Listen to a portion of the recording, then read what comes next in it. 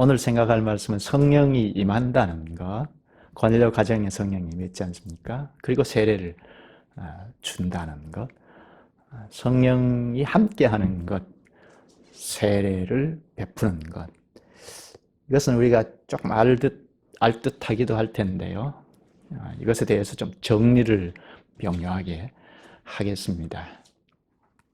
지난번에 우리가 생각한 말씀과 연결이 되어 있는데요. 지난번에 환상에 대하여 생각하지 않았습니까? 고넬료의 환상도 중요하지만 아주 중요한 환상의 내용은 베드로가 본 환상인데 15절입니다. 하나님께서 깨끗하게 하신 것을 네가 속되다 하지 말라 하신 말씀입니다. 천사를 통해서 혹은 하나님의 사자를 통해서 혹은 성령을 통해서 하셨든지 하나님의 말씀을 대언한 건데요. 하나님께서 깨끗하게 하신 것을 내가 속되다 하지 말라 하신 이 말씀이 매우 중요합니다. 하나님께서 깨끗하게 하셨다는 건데요. 구약시대에는 하나님께서 깨끗하게 하신 자들을 이스라엘 나라 안에 집어넣어 주셨습니다. 거기에서 보호를 하시고 양육을 하시고 일을 하시는데요. 이스라엘 공동체 안에 넣어 주셨습니다. 더 소급하면 정결 규례를 지키고 가도록 하셨습니다. 그렇게 해서 하나님처럼 거룩해 가도록, 깨끗해 가도록 하셨습니다.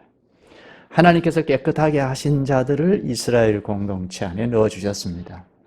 이를 누가 속되다 할 수 없습니다. 이방 열국들 주변에 있지 않습니까? 하나님이 깨끗하게 하셨다 하는데 이스라엘을 속되다 할 수 없다는 겁니다. 신약 시대에는 예수 그리스도 안에 연합한 교회에 집어넣어 주셔서 보호하시고 거룩하게 하시고 양육을 시켜서 사명을 수행하고 하게 하십니다. 따라서 하나님께서 깨끗하게 하신 자들을 그리스도 안에 연합한 교회에 속하게 하셨다는 겁니다. 이를 누가 속되다 할 수 없습니다. 이제 베드로에게 하신 말씀이 이 말씀과 직접 연관이 되어 있죠. 하나님께서 깨끗하게 하셨다는 것이 매우 중요합니다. 하나님께서 깨끗하게 하실 때는 목적이 있죠. 너 참 잘 먹고 잘 살아라. 그렇게 하시도록, 그렇게 하도록 깨끗하게 하신 것이 아니죠. 신약 시대에는 그리스도 안에서 깨끗하게 하셨는데, 십자가의 효력을 입히셔서 깨끗하게 하시는데, 깨끗하게 하신 목적은 하나님께서, 그러니까 이스라엘 교회를 생각할까요? 구약 교회를 깨끗하게 하신 목적은, 그리고 정결 규례를 지키고 나감으로 더 거룩하게 해 나가시는 목적은 사명을 위함입니다. 하나님께서 지금도 살아계신다, 통치하신다, 하나님께서 구원하신다 하는 사실을 이스라엘 교회가 나타내도록 하신 것입니다. 그래서 주변 열국들이 하나님 살아계신다, 통치하시구나, 하나님이 구원하시구나 하는 것을 알도록 하신 겁니다. 신약의 교회도 마찬가지입니다. 그리스도 안에 연합한 교회가 사명을 감당하도록 하나님이 깨끗하게 하신 것입니다. 하나님이 지금도 살아계신다, 통치하신다, 또 구원하신다는 사실을 교회가 구현해야 합니다. 그래서 주변에 있는 불신자들이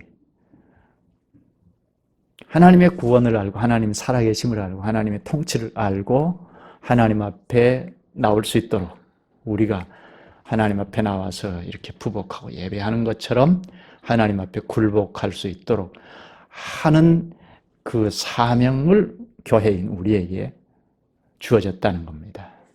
그런데 만약에 사명은 생각하기는커녕 스스로 깨끗해진 줄 알고 이를 한 번 구원은 영원한 구원이라는 말로 이렇게 딱 덮어씌우죠. 우리가 예수 믿었으니까 깨끗해졌다, 구원되었다, 이제는 영원히 구원을 상실하지 않는다 하는 것으로 덮어씌우는데요. 반은 맞지만 반은 생각할 점인데요. 사명을 잃어버리면 선민주의에 빠집니다. 스스로 된 줄 알고. 지금 이 사도교회, 예루살렘 교회가 출범해서 힘차게 진행해 나가는 상황 가운데 있는데도 유대교는 여전히 선민주의에 빠져 있죠. 심지어 이 환상을 본 베드로까지도 나는 부정한 것은 먹을 수 없다. 그래서 하나님이 깨끗하게 하신 것을 속하다 하지 말아라 하신 것입니다. 유대교는 지금도 이렇게 선민주의에 빠져서 이방인들은 구원 없다. 자기들만 구원이 있다고 생각하고 선민주의에 빠졌습니다. 이게 타락이죠. 오늘날 교회도 마찬가지로 선민주의에 빠져서 사명을 잃어버리면 그때부터 내리막길로 내려갑니다. 이 점이 지난번에 가르친 말씀인데요. 그런데 베드로가 환상을 보면서 알 것을 다 알아본 것이 아니고 잘 몰랐죠. 베드로도 유대주의의 상황에서 벗어나지 못한 거죠. 그런데 하나님께서 깨끗하게 하신 것을 속하다 하지 말아라 한 이 말씀이 무슨 뜻인지 자꾸 생각했던 겁니다. 마치 우리가 말씀을 들으면 자꾸 생각해서 명료하게 인식하는 데까지 가는 것처럼 베드로가 그랬다는 겁니다. 이게 무슨 뜻인지 곰곰이 생각하고 있을 때 성령 하나님께서 말씀하시죠. 베드로야 하고 지금 마침 그 욥바에 가이사라에서 고넬료가 보낸 그 일행들이 도착했을 때 성령께서 얼른 내려가라. 이 고넬료가 보낸 이 사람들과 함께 가이사라로 가라 하는 음성을 듣고 성령 하나님의 말씀을 듣고 그 일행들과 함께 가이사라로 갔죠. 고넬료를 만나고 보니 고넬료가 오셨으니 잘하였나이다. 하나님께서 욥바에 있는 당신을 청하라고 해서 청했습니다. 오셨으니 잘하셨습니다. 우리가 주께서 당신에게 명하신 모든 것을 듣고자 하여 다 하나님 앞에 있나이다. 하죠. 여기서 베드로가 더 깨닫습니다. 하나님께서 이방인들까지라도 어떤 민족이든지 하나님께서 하나님을 경외하는 자는 다 받으시는 줄 깨달았도다 합니다. 이렇게 성령의 인도를 받는 방식이 이런 방식입니다. 성령께서 말씀을 하셔서 인도하시는데 베드로가 처음 환상을 보았을 때 다 알아버린 것 아니죠. 앞으로 어떻게 해야 하겠다는 거 다 알아버린 것 아닙니다. 하나님께서 깨끗하게 하셨다, 속되다 하지 말아라 하는 정도만 알았는데 그게 무엇인지는 잘 알 수 없었습니다. 그런데 성령께서 가르쳐 주시는 말씀을 따라서 가이사랴까지 왔고 고넬료 가정에 오니까 우리가 주께서 당신에게 명하신 모든 것을 듣고자 하여 다 하나님 앞에 있나이다 하고 다 준비하고 말씀을 듣고자 한다는 겁니다. 그래서 베드로가 깨달았습니다. 다 이방인들이잖아요. 로마인들이 다 고넬료는 물론이고 고넬료 친척들까지도 친구들까지도 다 모여서 하나님의 말씀을 듣고자 하니까 베드로가 훨씬 뛰어넘어서 깨달았습니다. 이방인들도 하나님께서 다 받으시는구나 하고 깨달은 것입니다. 그래서 세례를 베풀죠. 그 전에 성령이 임했고 말씀을 전할 때 성령이 임했고 그래서 세례를 주지 않을 수 없다 해서 세례를 베풀었습니다. 그 전에 본문을 좀 읽으면서 구체적으로 좀 살피도록 할 텐데요. 베드로가 이렇게 깨달았을 때, 그러니까 하나님께서 깨끗하게 하신 것이 무엇인지, 이방인들도 하나님이 다 받으시구나 하는 것을 깨달았을 때 설교가 시작이 됩니다. 그 내용을 먼저 보고 성령이 임한 것과 또 세례를 베푼 것, 그것이 무슨 뜻인지, 성령이 임했다는 건 이 본문에 보면 성령이 내려왔다는 얘기를 하고 성령이 부어졌다는 얘기도 하는데 이 문제도 좀 말씀을 들으면서 생각하겠습니다. 먼저 본문을 좀 보죠. 베드로가 하나님께서 깨끗하게 하신 것을 속되다지 말라 하는 내용을 더 명료하게 깨달은 데서 말씀을 전하는데요. 베드로가 복음 설교한 핵심이 무엇이죠? 핵심은 예수님이 어떤 분이시고 그리고 그분이 어떤 일을 하신 분인지를 가르친, 그게 이제 핵심인데요. 36절부터 보면 만유의 주 되신 예수 그리스도로 말미암아, 이게 만유의 주는 창조주 하나님에게 붙인 호칭입니다. 그런데 베드로는 예수님에게 붙이죠. 만유의 주 되신 예수 그리스도로 말미암아 화평의 복음을 전하사 이스라엘 자손들에게 보내신 말씀 곧 요한이 그 세례를 반포한 후에, 요한의 세례는 회개의 세례이죠. 회개의 세례를 반포한 후에 갈릴리에서 시작하여 온 유대에 두루 전파된 그것을 너희도 알거니와. 요한이 회개의 세례를 전파한 후에 그리스도께서 화평의 복음을 전하셨다고 하죠. 예수님께서 전한 복음의 핵심이 화평입니다. 평화. 첫째는 죄인인 우리가 그리스도 안에서 하나님과 화목한다는 거죠. 우리가 도무지 하나님을 알 수 없었는데 그리스도의 그 십자가의 효력을 입히셔서 죄가 싹 걷어지니까 하나님 앞에서 하나님과 화목할 수 있게 되었습니다. 또 하나님과 화목한 자들과 상호 화목하고 사랑할 수 있게 된 겁니다. 이것은 십자가의 그 효력을 하나님께서 입혀 주셨기 때문입니다. 우리는 다 하나님 모르는 죄인이었는데 아담의 후손으로 와서 하나님을 몰라 하고 다 내가 하나님 자리를 딱 차지하고 앉아서 생각하고 말하고 행동하는 그런 존재였단 말입니다. 그런데 이게 하나님과의 관계에서 장벽이고 내가 하나님 자리를 딱 차지하고 있는 이게 이제 죄인데요. 이 죄가 이제 하나님과의 관계에서 벽을 하나 쌓은 거고 따라서 우리 상호간에도 장벽이 있습니다. 내가 하나님 노릇하고 그래서 옆에 있는 사람에게도 하나님 노릇하려고 하는 이런 것이 이제 문제가 되어서 겉으로 도덕적으로 죄가 드러나죠.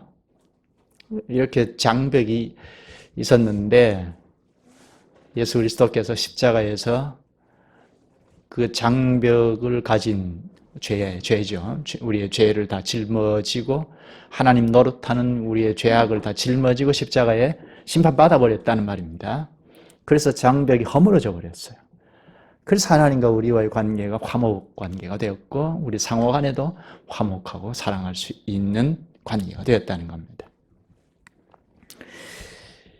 당시에 천지 원수지간이 유대인과 헬라인이라고 했거든요.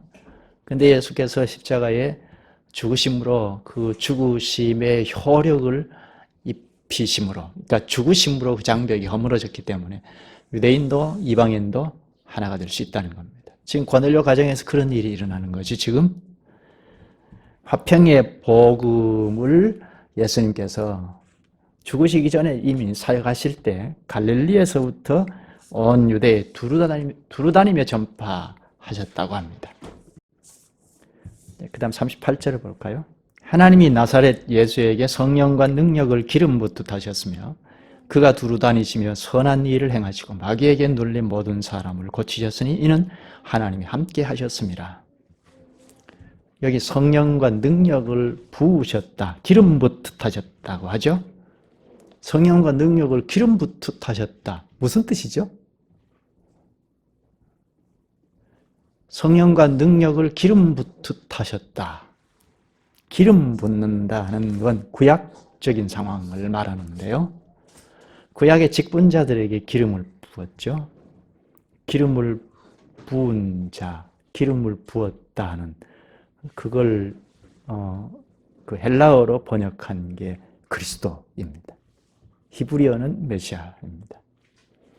구약의 직분자는 왕, 선지자, 제사장을 세우실 때 하나님께서 기름을 부어서 세우셨습니다. 임명했습니다. 그것처럼 성령을 부어주셨다는 겁니다. 구약시대에는 기름을 부었다는 말이 신약시대에 성령을 주셨다는 말과 같은 말로 쓰였습니다. 하늘의 아버지께서 예수님에게 성령을 주셔서 구약의 기름을 부어서 임명하듯이 직분자로 임명하신 겁니다. 공적으로 이제 일할 수 있게 하신 것입니다.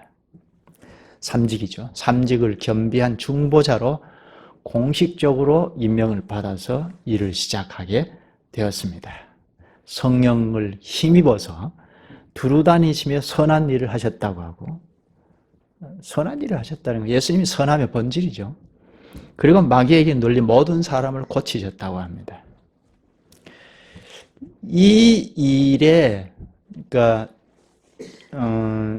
성령을 힘입어서 공적으로 직분을 시행하는 예수님의 그 일을 목격한 자들, 증인들이 베드로 자신 사도들이라고 합니다. 39절에 말합니다. 우리는 유대인의 땅과 예루살렘에서 그가 행하신 모든 일의 증인이라. 그를 그들이 나무에 달아 죽였으나 하나님이 사흘 만에 다시 살리사 나타내시되. 원수들이 그리스도를 나무에 달아 죽였다고 하죠. 그러나 하나님이 사흘 만에 살리셨다고 하고 나타내셨다고 하죠.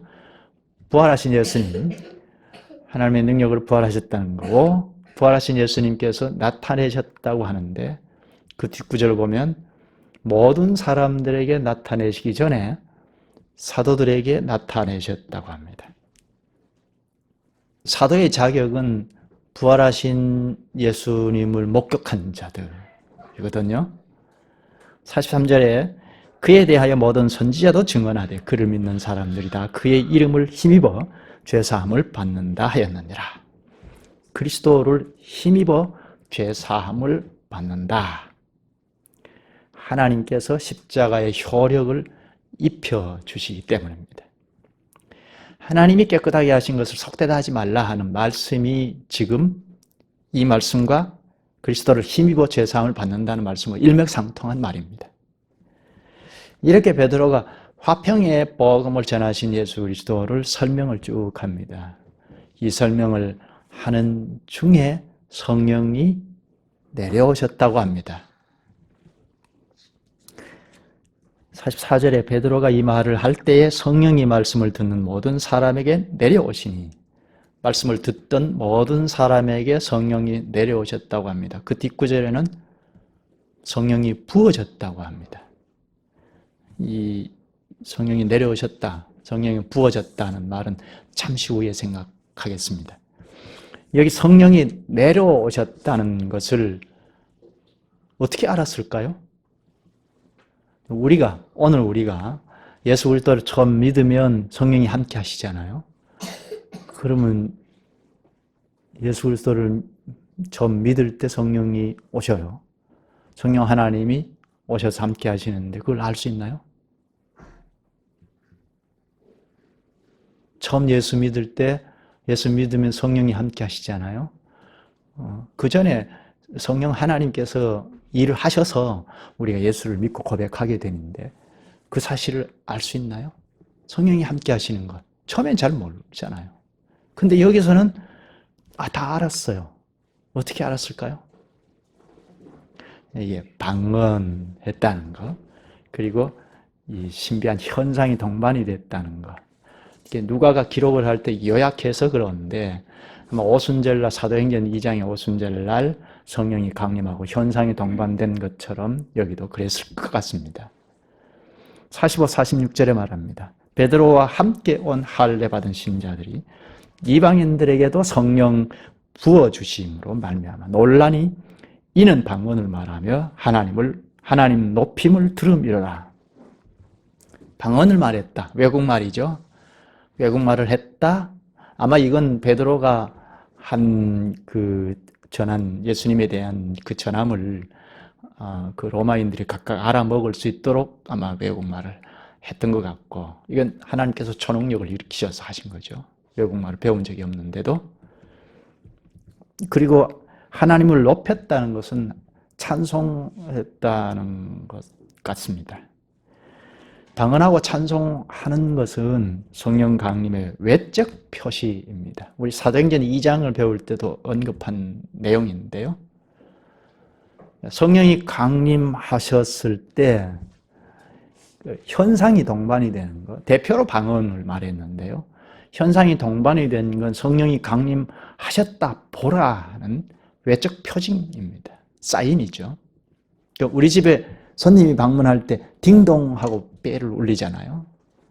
그럴 때 우리 집 손님이 지금 찾아왔구나 하는 걸 아는 것처럼 성령 하나님이 공적으로 강림하셨다 하는 사실을 우리가 잘 모를 텐데, 신비한 일이라. 그런데 현상이 동반되게 하셔서 성령 하나님이 강림하셨다는 것을 다 알게 되었다는 겁니다. 그래서 깜짝 놀랐습니다. 베드로뿐만 아니라 베드로와 함께 욥바에서 온 자들이 다 할례 받은 사람이라고 하잖아요. 아니, 이방인들인데 우리가 오순절날 성령 강림을 경험한 것처럼 똑같이 성령 강림이 임한 것 보고 놀란 겁니다. 한 번도 이런 일이 없었거든요.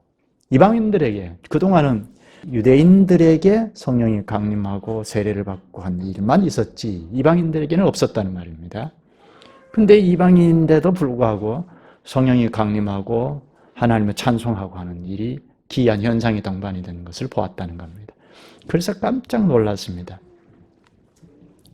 하나님께서 우리와 똑같이, 그러니까 유대인들과 똑같이 이방인들에게도 하나님께서 차별 없이 사랑하시구나 하는 것을 알게 됐다는 겁니다.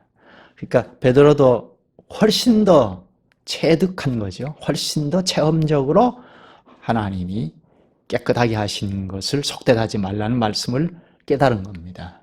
거기 함께 온 할례를 받은 유대 기독교인들도 놀라면서 깨달았던 겁니다. 여기서 하나 생각할 것이 있죠. 생각할 것. 성령 강림이 있고 방언이 있었어요. 기이한 현상이 동반이 되었어요. 어느 시대에나 이런 현상이 동반이 됩니까? 오늘날에는 없죠. 물론 있다고 하는 교회가 있는데 그런 교회는 다 신비주의 교회입니다. 여기 외국말인데요. 방언은 당신은 예수 믿으면 성령이 임한 사실의 외적 표징으로 현상이 동반이 되었습니다. 대표로 방언이 있었습니다. 오순절날 성령이 강림하면서 현상이 동반된 것과 똑같은 방식으로 현상이 동반이 되었습니다. 그런데 지금은 없어요. 당신은 성령이 임했다 하는 사실을 외적으로 표시한 사인인데요. 성령이 임했다 하는 것을 보여주신 건데 지금은 없어요. 지금 나 예수 믿습니다 하고 나올 때 이런 현상이 일어나지 않잖아요. 예수님의 교회라면, 그러니까 정상적인 예수님의 교회라면 이런 현상이 동반이 되지 않습니다. 왜 그렇죠? 오늘날에는 현상이 동반이 없어도 계시된 기록, 성경 말씀을 통하여 성령이 함께 하심을 알 수 있기 때문입니다. 뒤에 생각할 텐데요. 그럼 당신은 무엇 때문에 이렇게 기이한 현상이 동반이 되었는가 하는 것입니다. 사도 시대 때에까지 이런 현상이 동반이 되었는데 교회 역사를 쭉 살펴보면 사도 시대 때까지 이런 현상이 동반이 되었거든요. 왜 그랬냐 하는 것입니다. 첫째는 사도행전 1장 8절의 말씀이 사도행전의 요절이라고 했지 않습니까? 성령이 임하면 예루살렘과 온 유대와 사마리아와 땅 끝까지 내 증인이 되리라 하셨지 않습니까? 그러니까 당시의 땅 끝인 로마나 스페인까지 복음 이전에서 교회를 세워야 하는, 언제까지요? 사도 시대 때에 이렇게 당시의 땅끝까지 복음이 전파되고 교회를 세워야 하는 시대적인 요청이 있었습니다.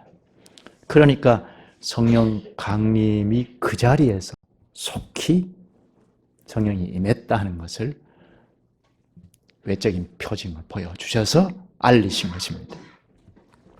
이방인이지만 그 땅끝까지 복음을 전해야 하니까, 땅끝이라는 건 다 이방인들인데, 이방인들에게도 예루살렘 교회와 똑같이 성령 강림이 있고 예수 그리스도를 믿고 나온 자들이 여기에 있다는 것을 속히 나타내시기 위하여 기이한 현상이 동반이 된 것입니다. 첫째는 그리스도인이라는 것을, 예루살렘 교인들과 똑같이 이방인들도 그리스도인이라는 것을 속히 확증하기 위함입니다. 그래야 속히 교회를 세우지 않습니까? 또 하나는 당시 교회의 의식 전환을 위해서입니다. 베드로가 사도인데 사도임에도 불구하고 아직도 유대적 상황을 못 뛰어넘고 있었잖아요. 예루살렘 교회는 마찬가지였죠. 더하죠. 유대 기독교인들이 유대적 상황을 훌쩍 뛰어넘어서 이방인들에게도 똑같이 하나님께서 깨끗하게 하신다, 속되다 하면 안 된다 하는 말씀이 속히 그런 의식 전환이 일어나야 하기 때문에 이렇게 기이한 현상이 동반이 된 것입니다. 우리 예루살렘 교회와 똑같이 이방인들에게도 하나님께서 사랑을 베푸시는구나 하는 것을 알도록 하시기 위함입니다. 본문 45절에 말하죠. 베드로와 함께 온 할례 받은 신자들이 이방인들에게도 성령 부어주심으로 말미암아 놀란 것은 처음 있는 일이어서 그렇습니다. 베드로와 함께 온 할례 받은 신자들이 크게 배웠습니다. 의식 전환을 했을 것입니다. 이방인들도 물론 의식 전환을 했을 거고, 유대인들의 그 소유물이 아니라는 것을, 우리도 하나님의 백성이 된다는 것을 알았을 것이고, 그리고 특히 유대 기독교인들의 의식 전환을 했던 것입니다. 그래서 이 사람들이 47절에 보면 이 사람들이 우리와 같이 성령을 받았으니, 그러니까 유대인들과 똑같이 성령을 받았으니 누가 능히 물로 세례 베풀물 그 말이요 하고 명하여 예수 그리스도의 이름으로 세례를 베풀라. 그래서 세례를 베풀었습니다. 이게 아마 공식적으로는 처음 있는 일입니다. 세례를 생각할까요? 세례. 우리가 세례는 잘 압니다. 무엇이죠? 세례가 무엇이죠? 세례가 무엇이냐 하는 것, 그리고 누구에게 베풀어야 하느냐 하는 두 가지. 세례가 무엇이죠? 세례는 여기 성령이 임한 사실을 보고 세례를 안 줄 수 없다고 해서 세례를 베풀잖아요. 그럼 성령이 임한 자들에게 세례를 베푸는 겁니다. 성령이 함께한 자들에게 세례를 베풉니다. 그렇죠? 그래서 세례는 성령이 함께한다는 표징입니다. 또 혹은 우리가 종종 이야기하는 그리스도와 연합의 세례, 연합했다는 표징입니다. 또 중생했다는 표시이기도 합니다. 그러면 세례를 베풀 때 과연 성령이 함께하는 자이다 하는 것이 확인될 때 세례를 주죠? 아무나 줄 수 없잖아요. 과연 그리스도와 연합이 된 자이구나 하는 것이 확인될 때 주죠. 교회 출석하고 하지만 자기 마음대로 사는데 그런 사람에게도 나 예수 믿어요 하면 세례를 주는가요? 그럴 수 없죠. 그러면 이제 성령이 함께한다 혹은 그리스도와 연합이 했다, 중생이 했다는 사실을 어떻게 합니까? 당신은 그 자리에서 알았죠. 그 자리에서 성령이 임했다는 외적 표징을 보여주셔서 알게 되었는데 지금은 그런저런 것이 없으면 어떻게 합니까? 성령이 함께 하시기 때문에 나타나는 증상들이 있습니다. 성령이 함께 하셔서 첫째로 진리가 되신 그리스도에게로 데리고 가서 우리를 그리스도의 말씀을 듣게 해서 깨닫게 하시죠. 그게 굉장히 중요합니다. 첫째, 말씀을 전해보는 겁니다. 하나님 함께 신앙생활 하면서 말씀을 자꾸 전해보는 겁니다. 그 말씀을 거부하지 않고 다 받아들이면 성령이 함께 하신다 하는 것을 알 수가 있죠. 그러니까 시간이 좀 필요하죠. 당시에는 비상시기였기 때문에 속히 이방인들도 하나님의 백성이 될 수 있다는 것을 보여주시고, 그리고 사도 시대 때에 속히 땅끝까지 복음이 증거가 되도록 하시기 위해서 비상시기이기 때문에 그 자리에서 확인하고 할 수 있도록 하셨지만, 그 이후 사도 시대 이후에는 오늘 우리 시대에는 금방 알 수 없고 같이 신앙생활 하면서 알 수 있는 겁니다. 말씀을 전해보는 겁니다. 첫째, 말씀을 거부하지 않고 받아들이면 성령이 함께 하시는 것이라고 할 수 있습니다. 그리고 말씀을 자꾸 받아서 깨닫고 나옵니다. 그래서 신앙 고백을 합니다. 갈라디아서 4장 6절에 보면 성령께서 아바 아버지라 부르게 하셨느니라 합니다. 하나님을 아버지여 하고 부른다는 겁니다. 그리고 고린도전서 12장 3절에는 성령으로 아니하고는 누구든지 예수를 주시라 할 수 없느니라 합니다. 예수님을 주여 하고 고백합니다. 이게 신앙 고백이죠. 하나님을 아버지여, 예수님을 주여 하고 고백한다는 말입니다. 주로 예배 때 많이 하죠. 그러니까 예배를 무리 없이 함께 잘 드린다는 겁니다. 또 갈라디아서 5장 16절에 보면 너희는 성령을 쫓아 행하라. 그리하면 육체의 욕심을 이루지 아니하리라. 말씀을 자꾸 깨닫고 성령을 쫓아 행합니다. 성령의 인도를 받는다는 겁니다.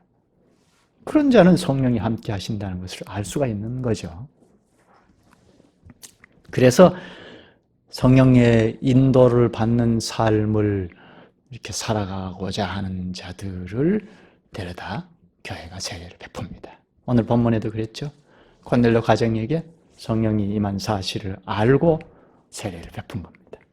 어느 시대에나 성령으로 사람을 개혁합니다. 재창조합니다. 그러니까 성령께서 함께 하셔서 재창조하시니까 지각에서부터, 전에는 아무리 성경 공부를 해도 알아먹지 못했는데 하나님 말씀을 들으면 자꾸 알아지는 겁니다. 그래서 고백합니다. 이게 성령이 함께 하신 증거이죠. 그런 사람들에게 물세례를 베풉니다. 이거는 상표와 같은 겁니다. 중생한 자이다, 성령이 함께한 자이다 하는 표시를 붙이는 것과 같습니다. 우리가 참기름을 사려고 할 때 상표가 참기름하고 붙어져 있는 걸 사잖아요. 근데 요즘은 가짜가 많으니까 상표만 보고 덜렁 사지는 않죠. 냄새도 맡아보고 이게 진짜인지 가짜인지 빛깔도 보고, 그렇게 해서 이 상표, 붙여져 있는 상표와 같을 때 사죠. 그처럼 세례도 그렇습니다. 그냥 상표만 붙이는 게 아니죠. 세례만 덜렁 주는 게 아니죠. 그 사람 안에 과연 성령 하나님께서 일하신 사실이 있는지, 성령이 함께 하시는지, 그건 겉으로 나타나는 신앙 고백, 그리고 성령의 인도를 받고자 하는 그런 것을 보고 세례를 베푸는 겁니다. 아무나 주고받는 이런 일 때문에 오늘날 참 어려움이 많죠. 이 세례 자체가 구원과 관련되는 건 아닙니다. 구원의 백성이라는 확증의 표시니까 세례를 줬다고 구원되고 안 받았다고 구원 안 되고 그런 게 아닙니다. 이건 그 사람 안에 하나님의 성령 하나님이 함께 하신다는 사실을 사인하는 겁니다. 그러니까 나는 예수 믿습니다. 몇 마디 말을 듣고 세례를 베푼다는 것은 그냥 남발하는 거죠. 세례의 효력은 없죠. 세례의 실질이 있어야, 세례의 실질이란 성령이 함께 하신다는 것, 그리스도와 연합했다는 사실, 이런 것들을 확인해서 그렇게 확인해도 거짓말할 수 있잖아요. 그런데 그냥 남발을 해버린다면 세례의 효력은 아무것도 나타나지 않습니다. 그 누가 책임을 져야 합니까? 책임을 져야죠. 주님 앞에 서면 문책할 겁니다. 여기서 또 하나 볼 것은 44절, 45절인데요. 성령이 내려오셨다고 하고 또 성령을 부어주셨다 하죠. 내려오셨다, 부어주셨다. 이건 구약시대를 빗대어서 한 말입니다. 직분자에게 임명을 할 때 기름을 부었어요. 머리에 쭉 부으면 이렇게 옷깃을 타고 이렇게 쭉 내려옵니다. 흘러내리죠. 그래서 향기가 진동을 하는데, 그래서 직분을 세웁니다. 그것처럼 성령이 내려오셨다는 것, 기름을 부어서 흘러내리는 것처럼 그런 표현을 썼습니다. 또 45절에는 성령을 부어주셨다고 하죠. 이것도 구약에 기름을 부어서 직분을 임명하는 것처럼 표현한 방법입니다. 그러니까 구약시대에는 성령이 공적으로 오신 시대가 아니니까 기름을 부었다는 표현을 쓴 건데, 신약시대에는 성령이 부어졌다 하는 표현을 쓴 겁니다. 기름을 부어서 임명한 것처럼. 그렇다면 신약시대 와서 구약시대와 좀 다릅니다. 구약시대에는 왕, 선지자, 제사장들에게 기름을 부어서, 즉 성령이 함께 하셔서 직분을 임명해서 일하도록 하셨습니다. 그런데 신약시대 와서는 누구에게 성령을 부어요? 구약적으로 말하면 누구에게 기름을 부어요?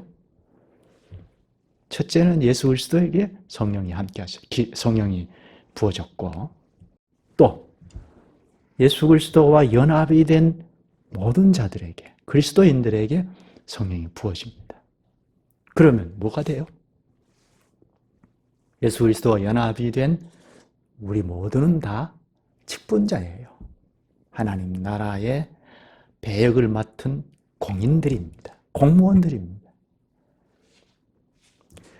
내가 어떤 일을 하든지 그것이 계명에 위배되는 일이 아니면 하나님 나라의 직분자로 행하는 일입니다. 그게 성직자예요. 목사에게만 성직자라고 붙이는데 우리 모두가 그리스도와 연합이 된 교회원들은 다 성직자들이에요. 또 하나, 교회가 왜 물세례를 베푸느냐 하는 겁니다.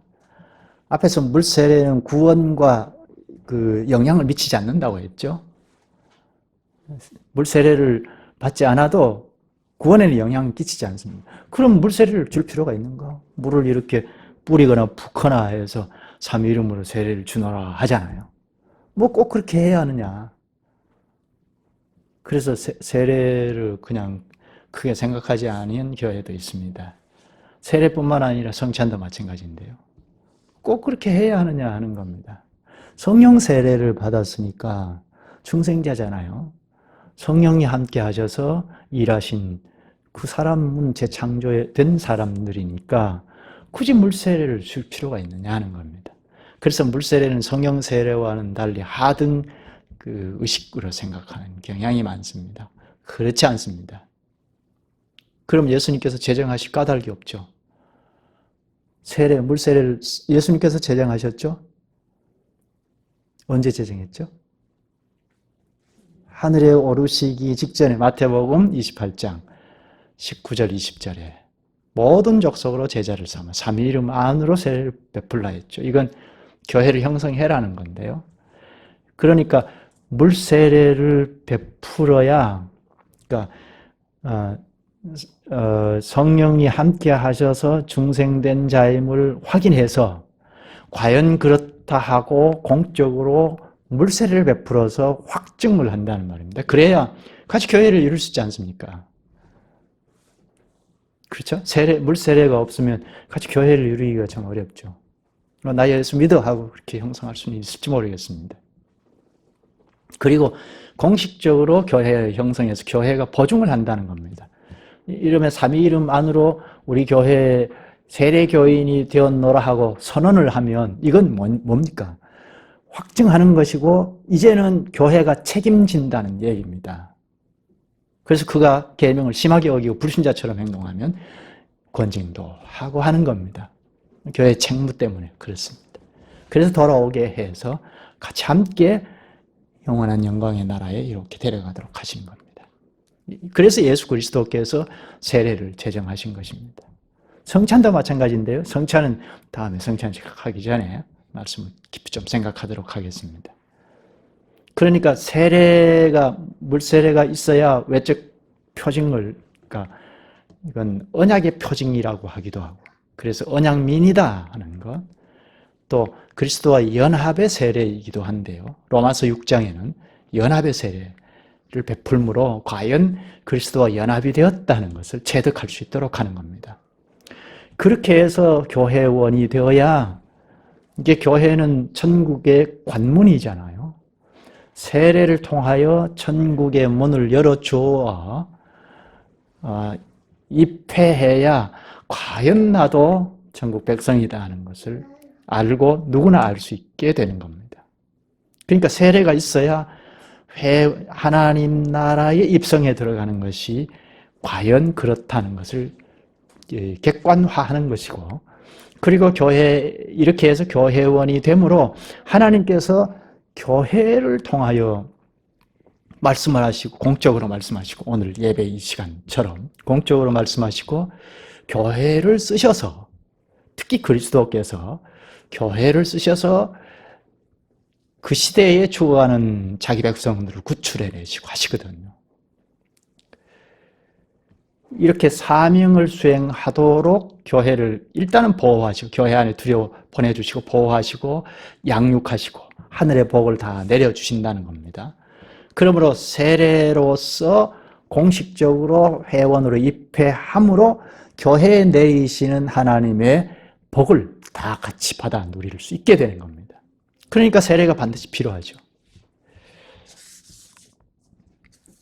하나님께서 교회에 모든 권위를 위탁하셔서 교회가 이를 하나님의 말씀을 잘 이해하고 깨달아서 행함으로 세례를 베풀 때 그 사람을 하늘에서도 수납한다고 했습니다.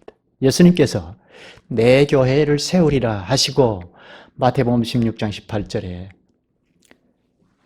너희가 이 땅에서 매면 하늘에서도 매일 것이요 땅에서 풀면 하늘에서도 풀리리라 하셨습니다. 이것은 한 사람을 받아들이면, 하나님 말씀에 따라서 받아들이면 하늘에서도 수납한다는 겁니다. 이렇게 교회의 모든 권위를 위탁하셔서 교회가 행하도록 하신 것입니다. 교회는 물론 남용하면 안 되죠. 하나님 말씀을 따라서 행할 때 예수 그리스도께서 수적으로 쓰신 결과이니까 받으신다는 겁니다. 그런 점에서 세례를 합당하게 주고받는다는 것이 얼마나 중요한지 모릅니다. 오늘 본문의 사도교회는, 특히 베드로는 문제가 생겨서 그 문제를 하나씩 풀어나감으로 교회 모습을, 또 그리스도의 증인의 모습을 갖추어 갔습니다. 말씀을 하나씩 깨닫고 성령께서 인도하신 인도를 따라서 점점 문제를 헤쳐나가고 더 명료하게 깨달아 나갔습니다.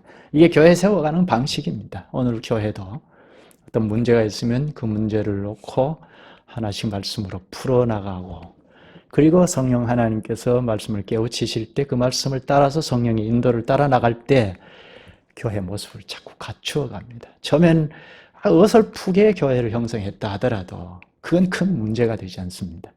말씀이 자꾸 공급이 되면 성령께서 그걸 쓰셔서 이렇게 하자 하고 데리고 가신다는 겁니다. 성령의 인도를 따라서 가면 교회 모습이 자꾸 갖추어 가게 됩니다. 오늘 여기까지 하죠. 기도하십시다. 걸어가신 하나님께서 오늘도 말씀을 가르쳐 주셔서 저희가 교회 모습을 자꾸 갖추어 가게 하시오니 감사합나이다.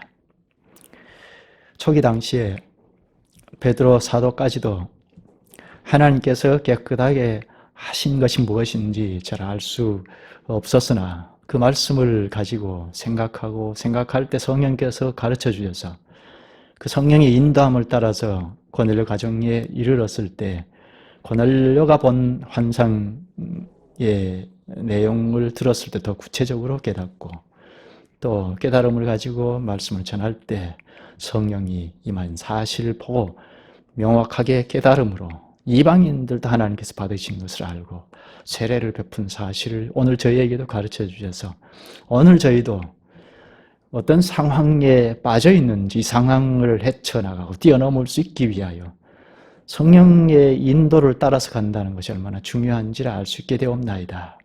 무엇보다도 성령께서 말씀을 일러주시고 깨우쳐 주시는 그 말씀을 따라서 전진해 나가고 말씀이 더 주어지지 아니할 때 멈추어 있다가 기다리다가 주께서 성령을 통하여 말씀을 더 깨닫게 하실 때 한 발씩 내딛고 나아감으로써 교회 모습을 더 명료하게 갖추어가면 사명을 수행할 수 있게 됨을 저희가 잘 알게 되어사옵나이다.